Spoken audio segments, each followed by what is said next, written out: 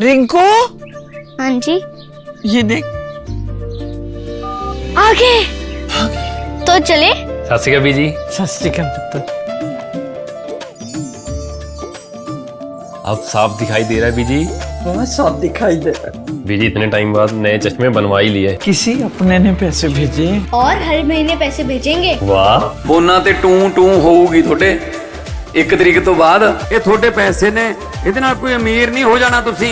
ਮਾਵਾਂ ਭੈਣਾਂ ਨੂੰ ਸਤਿਕਾਰ ਦੇ ਕੇ ਮੈਨੂੰ ਖੁਸ਼ੀ ਮਿਲਦੀ ਹੈ ਇਸ ਗੱਲ ਦੀ। मुख्यमंत्री माँ बेटी सत्कार योजना आपका अपना। यहाँ पे जितने भी लोग बीजेपी को सपोर्ट करते हैं, जो उनके डाई हार्ट सपोर्टर हैं, I support BJP, but I am not that अंधभक्त कि उनके मैं गलत चीज़ों को भी सपोर्ट करी हूँ। और हमारा पूरा हक बनता है, हम जेंसीज हैं, हम पे पूरा हक है, हमारे पास राइट टू वोट है, राइट टू प्रोटेस्ट है, तो हमें बिल्कुल करना चाहिए। ये लाना चाह रहे हैं तानाशाह कि जो हैं हम हैं, इन्होंने चाहे इन्होंने वोट चोरी करे नहीं करे, मगर ईवीएम की जो जब मांगा राहुल गांधी ने कि हमें जो डिजिटल डाटा है वो दिखा दो, उन्होंने आग लगा दी उसमें।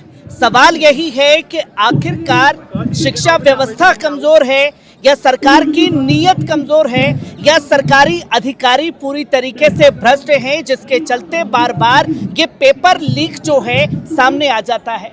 पेपर लीक को रोकना चाहिए तो टेलीग्राम बंद करके दिखा रहे हैं, छात्र सड़कों पर हैं तो उनके ऊपर हमले हो रहे हैं और लगातार माहौल बिगाड़ने की कोशिश की जा रही है। मैं सबसे पहले आपका नाम जानना चाहूँगा, कहाँ से आए हैं आप? दिल्ली से ही हैं जी, अमान नाम है मेरा।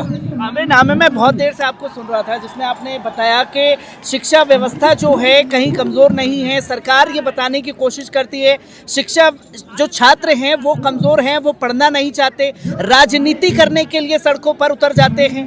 अपनी नाकामी को छुपाने के लिए ठीकरा छात्रों के ऊपर फोड़ दिया गया है। कैसे देख रहे हैं, समझ रहे हैं? असल में शिक्षा व्यवस्था कमज़ोर है या सरकारी अधिकारी पूरी तरीके से भ्रष्ट है?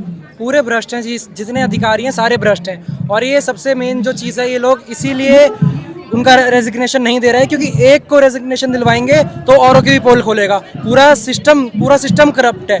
और उन्होंने स्टूडेंट्स को जब ये कह दिया है कि ये लोग दंगा फैलाने आए हैं, आतंकवादी हैं, पता नहीं क्या क्या कह रहे हैं, कि ये लोग शांति वगैरह भंग कर रहे हैं, तो इससे ज़्यादा तो इनकी कुछ कामयाबी हो ही नहीं सकती कि ये लोग मतलब इन स्टूडेंट्स को, और जो 16-17 बच्चों ने अपनी जान गंवाई है सिर्फ एक पेपर लीक के चक्कर में, ये जब उनको कुछ नहीं समझ रहे और जब सब स्टूडेंट्स को इतना कह सकते हैं तो इनसे ज़्यादा करप्ट तो कोई हो ही नहीं सकता। ज़्यादा करप्ट कोई नहीं हो सकता। जब इस पर शिक्षा व्यवस्था पर सवाल हुई तो साफ तौर पर बता रहे हैं कि जो युवा जेनजी हैं वो सड़कों पर उतरे हैं, वो नेपाल बनाना चाहते हैं भारत को, एक माहौल बिगाड़ने की कोशिश कर रहे हैं। कैसे देख और समझ रहे हैं? आप लोग अपने हक की आवाज़ उठाने के लिए सड़कों पर उतरे हैं और आप ही लोगों को सबसे ज़्यादा भ्रष्ट बता रही है सरकार। मेरा ये मानना है कि नेपाल में जो हुआ उसके बाद काफ़ी सारे लोगों का ये कहना है कि अगर जेंसीज उतरेंगे सरकार चेंज होगी। एंड यहाँ पे जितने भी लोग बीजेपी को सपोर्ट करते हैं, जो उनके डाई हार्ट सपोर्टर हैं, I support BJP, but I am not that अंधभक्त कि उनके मैं गलत चीज़ों को भी सपोर्ट करी हूँ। क्योंकि मैंने नीट का एग्ज़ाम दिया हुआ था, ठीक है, एंड मैं नेक्स्ट ईयर भी नीट का एग्ज़ाम दूँगी। मेरे घर में एक कोई हैं जिन्होंने नीट का एग्ज़ाम दिया है।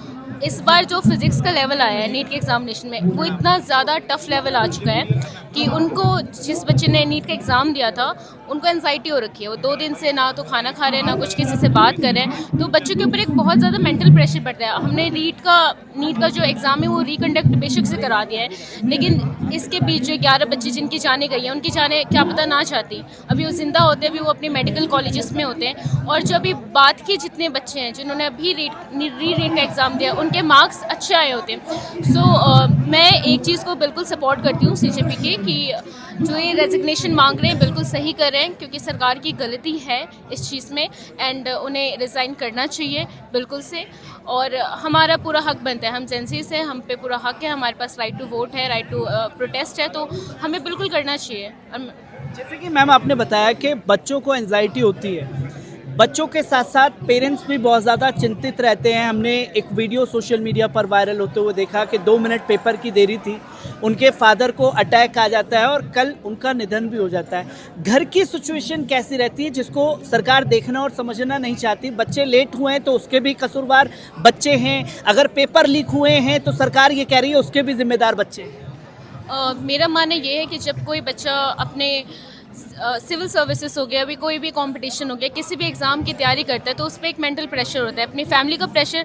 और स्पेशली जो बच्चे गरीब होते हैं, जिनके पास इतनी आर्थिक सुविधाएं नहीं होती, उनके माँ बाप उनको लोन्स लेके पढ़ाते हैं, अलग अलग कोचिंग्स में उनका दाखिला करवाते हैं, तो उन पर एक मेंटल प्रेशर होता है कि उनको वो जो पैसे होते हैं जो उनके माँ बाप लेके आए होते हैं कहीं से कर्ज XYZ कुछ भी, तो उनको होता है कि हमको वो एग्ज़ाम निकालना है। एंड बच्चे जब बहुत ज़्यादा मेंटल प्रेशर में होता है, उसके बाद ऐसी चीज़ें आ जाती हैं कि पेपर लीक हो गया, क्योंकि हम इस चीज़ को अगर लोग कहते हैं कि अच्छा पढ़ा होगा तो फिर आपने वो पेपर वापस निकालने में कोई प्रॉब्लम नहीं होनी चाहिए, but the problem is that कि जब हम कोई एग्ज़ाम के लिए प्रिपेयर कर रहे हैं, इट्स नॉट डैट इम्पॉर्टेंट कि पूरे बुक में से सेम सवाल सेम लेवल के क्वेश्चन आ जाएँ। कभी पेपर ईजी हुआ, मॉडरेट हुआ, तो हम उस लेवल से अच्छे अगर मार्क्स आते हैं तो उस हिसाब से हमें पोस्टेज मिलती हैं। बट अगर बार बार पेपर कैंसिल होता गया, बार बार जो कभी टफ आ गया पेपर, कभी ये जो भी चीज़ें होती हैं, इससे एक मेंटल एंजाइटी बढ़ जाती है और माँ बाप के इसके ऊपर बहुत ज़्यादा इफेक्ट पड़ते हैं। बच्चे जो लोग सुसाइड करते हैं वो ये सोच के सुसाइड करते हैं कि हम अपनी ज़िंदगी में कुछ कर नहीं पाए, हम अपने माँ बाप के लिए एक बोझ बन जाएंगे, हम पूरी ज़िंदगी बेरोज़गार रह जाएंगे, हमारा जीवन व्यर्थ है। ये सोच के वो बच्चे फिर अपनी जान दे देते हैं और इसके लिए पूरी गवर्नमेंट जिम्मेदार है। और मैं इसी चीज़ को बोलती हूँ कि अगर हमें जो भी हम लोग अभी यहाँ पे प्रोटेस्ट कर रहे हैं, जो भी हमारे साथ अभिजीत जी हैं, जो इन्होंने हमें एक बढ़ावा दिया, वरना ये चीज़ें नहीं होती। वापस से अगले साल फिर से पेपर लीक हो जाता है, 2024 में भी हुआ था और अभी भी हुआ है। इनफैक्ट 2025 के भी कुछ ऐसे न्यूज़ आ रहे हैं जिसमें ये बताया जा रहा है कि पेपर लीक हुआ है। सो ये सिलसिला जारी रहता और हर साल फिर और ज़्यादा बच्चे पे एंजाइटी इस बात की होगी कि जो एलीट क्लास के बच्चे हैं वो तो अपना कैसे भी करेंगे, उनके पास तमाम ऑप्शंस होते हैं, लेकिन जो गरीब घर का बच्चा है, जिनके माँ बाप बहुत कुछ मेहनत करके उन्हें पढ़ा रहे हैं, उनके पास दो ही ऑप्शंस होते हैं, डू और डाई। या तो उन्हें पेपर निकालना है या तो फिर कुछ नहीं है, तो वो डू एंड डाई के सिचुएशन है। कल इसी जंतर मंतर पर हमने भी कवर किया, एक बच्ची अपने पिता के साथ में आती है, उसके ऊपर हमला होता है, फप्तियाँ कसी जाती है। लगातार अगर आप छात्रों की तरफ से कोई घटना घटित हो जाती तो पुलिस वाले घर तक पकड़ करके निकाल लेते हो और आपको सबसे बड़ा मुजरिम घोषित कर देते। मीडिया ट्रायल चलता, वो अलग कहानी थी। पर कल एक शख्स को पकड़ा गया, सामने पुलिस के हमला करता है और फिर छोड़ दिया जाता है। और लगातार सोशल मीडिया पर हम देख रहे हैं कि राइट विंग से जुड़े हुए लोग धमकियों पर धमकियां दे रहे हैं कि हम आ रहे हैं, अगर ये नहीं हटे तो हम ये होंगे। दिल्ली पुलिस की कितनी बड़ी नाकामी देख रहे हैं और छात्र इसे कैसे देख और समझ रहे हैं? अगर आप बात नहीं मान रहे तो उल्टा आप ही के ऊपर हमले हो रहे हैं। दिल्ली पुलिस की नाकामी, कल जो आप इंसिडेंट बता रहे हो उस पर ही कहूँगा कि कल थोड़ा सा उन्होंने लापरवाही दिखाई, उसके अलावा फुल कॉर्पोरेट कर रहे हैं हमारे साथ, हमारी हर मांग सारी मानी जा रही है, हर चीज़ कर रहे हैं। बस कल वाला जो इंसिडेंट हुआ उसके बाद हमें भी समझ में नहीं आया कि उस लड़के के ऊपर केस होना चाहिए था, लेकिन वो आराम से चला गया और थोड़ी देर बाद वीडियो डाल रहा है और धमकी दे रहा है। उसके अलावा भी आप जैसे पत्रकार 2-4 और है जो हकीकत दिखा रहे हैं, तो उन लोगों के साथ भी कल एक और पत्रकार है, परसों की बात है, ये जो कैंटीन है यहाँ पर उसके साथ मारपीट हुई।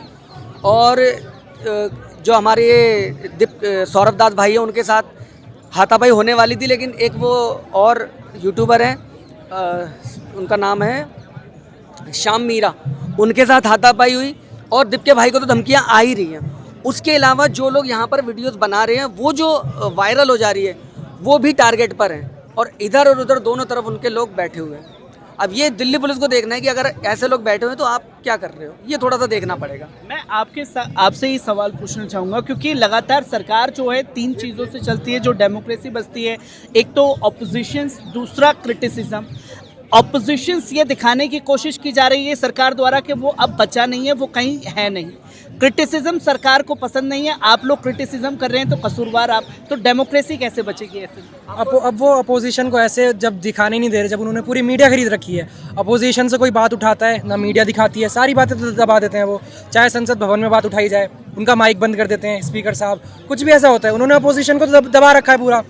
कोई कुछ करना भी चाहे, ईडी, उनकी जो भी ईडी की रेड, तो जो अपोजिशन भी है उनमें भी लोग बहुत ज़्यादा डर के मारे कि हम कुछ बोलेंगे करेंगे ईडी की रेड हो जाएगी, तो वो भी थोड़ा सा दब रहे हैं। सरकार ने ये पूरा डेमोक्रेसी को तो ख़त्म कर दिया है। ये लाना चाह रहे हैं तानाशाह कि जो हैं हम हैं। इन्होंने वोट चोरी करे नहीं करे, मगर ईवीएम की जो जब मांगा राहुल गांधी ने कि हमें जो डिजिटल डाटा है वो दिखा दो, उन्होंने आग लगा दी, उसमें गिन के फ्लोर पे आग लगाई, एक पे लगी फिर छोड़ के लगी ऐसे। ठीक है, ये डेमोक्रेसी है। अगर ये डेमोक्रेसी है तो ऐसी डेमोक्रेसी का तो कोई फायदा नहीं है। मैं आपसे भी जान एक चीज़ और कहना चाहूँगा कि जो विपक्ष की बात आपने करी, विपक्ष ठीक है, ईडी और सीबीआई का डर है, इसका मतलब आप सारे ही करप्ट हो? ये बड़ा सवाल है ना। और अगर आप करप्ट नहीं हो, आप ईमानदार हो, तो आप यहाँ क्यों नहीं हो हमारे साथ? आपको आना चाहिए। ऐसा नहीं है कि सारे सांसद राज्यसभा में और लोकसभा में सारे ही बीजेपी के हैं, और पार्टियों के भी हैं, और यहाँ से 2 से 4 किलोमीटर से दूर कोई नहीं है। वो लोग नहीं आ पा रहे, और यहाँ से ये भाई हमारा मुंबई से आके बैठा हुआ है। तो ये विपक्ष कुछ कमज़ोर है और कुछ बन भी रहा है कमज़ोर, उसे यहाँ खड़ा होना चाहिए था। सरकार तो ये बताने की कोशिश करेगी ना, अगर विपक्ष के लोग आ जाएंगे तो ये कह दिया जाएगा कि जी देखिए कांग्रेस सपोर्ट कर रही है, आम आदमी पार्टी सपोर्ट कर रही है, या टीएमसी सपोर्ट कर रही है। तो इन सब चीज़ों को भी तो देखा जा रहा है ना, क्योंकि अभी तक कोई सामने नहीं आया है। नहीं, इसमें ये है ना, देखो विपक्ष को आना पड़ेगा, फिर आप कहते हो कि हमारी आवाज़ नहीं उठाई जाती। भाई जब आप आ ही नहीं रहे, कोई कुछ भी करे वो आपको बदनाम कर देंगे, इससे ज़्यादा तो कुछ नहीं होगा। लेकिन इस टाइम जो ये प्रोटेस्ट हो रहा है वो भी तो लोग देख रहे हैं ना, सोशल मीडिया के जरिए, आप जैसे चैनल्स के जरिए से, कि यहाँ किस तरीके का प्रोटेस्ट हो रहा है। आप लोग जैसा सच्चाई दिखा रहे हैं, लोग वो भी तो देखेंगे। मान लो मेन स्ट्रीम मीडिया कह देगा जी विपक्ष वहाँ पहुँच गया, लेकिन आप जैसा मीडिया जो है वो भी तो दिखाएगा कि यहाँ ग्राउंड लेवल पर क्या हकीकत है। तो विपक्ष को आना पड़ेगा। ग्राउंड लेवल पर क्या हकीकत है? आप महाराष्ट्र से चल करके यहाँ पहुँचे हैं, किस तरीके से देख रहे हैं? आज 5वां दिन है, पर अभी तक जो मुद्दे को लेकर के आप लोग बैठे हैं, इस्तीफा धर्मेंद्र प्रधान का, वो सुनने को तैयार नहीं है। अगर वो नहीं सुन रहे तो उनको जितना नॉलेज वो कर रहे। हमारा जो प्रोटेस्ट बन पा रहा, जितना सहयोग है, जितनी एकता हमारे में लड़ने की क्षमता है, हम तो लड़ रहे। वो हमारे ऊपर है, हम दिन रात यहाँ ही बैठे, हम तो लड़ना नहीं छोड़ सकते ना। अगर वो इस्तीफा नहीं दे रहे तो कभी ना कभी तो उनको हमारी बात सुननी होगी, और ज़रूर हमारी मेहनत हमारी जारी रहेगी दिन रात हो। ये लड़ाई जी, मैं एक सवाल और करना चाहूँगा शिक्षा मंत्री जी से। कल एक बयान आता है उनका कि ये जितने बैठे हैं सब उग्रवादी या आतंकवादी या जो भी XYZ के बी टीम है, ठीक है। शिक्षा मंत्री का